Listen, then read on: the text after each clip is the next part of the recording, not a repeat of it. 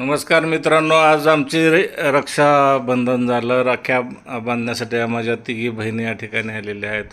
हे माझे भाऊजी आहेत, ही माझी धर्मपत्नी आहे. सरकार आमचं आमचे आईवडील दोघंही अशिक्षित होते. मी त्यांना काही लिहिता वाचता येत नव्हतं, परंतु त्यांना भगवद्गीता, त्याच्यानंतर आणखीन हरिपाठ वगैरे असं बऱ्याच काही पोत्या त्यांना मुखोद्गत होत्या, तोंडपाठ होत्या. आणि त्याचाच पुढचा हा वारसा चालवण्याचं काम हे आमची बहीण आहे मैनाबाई आणि हे आमची अन्नपूर्णा अक्का. तर ह्या दोघीजण म्हणजे ह्या 100% अशिक्षित आहेत त्या दोघी, परंतु त्यांना मैनाबाईला तर 50पेक्षा जास्त अभंग तोंडपाठ आहेत आणि आमच्या अक्कालासुद्धा बरेचसे काय अभंग गीतं तोंडपाठ आहेत.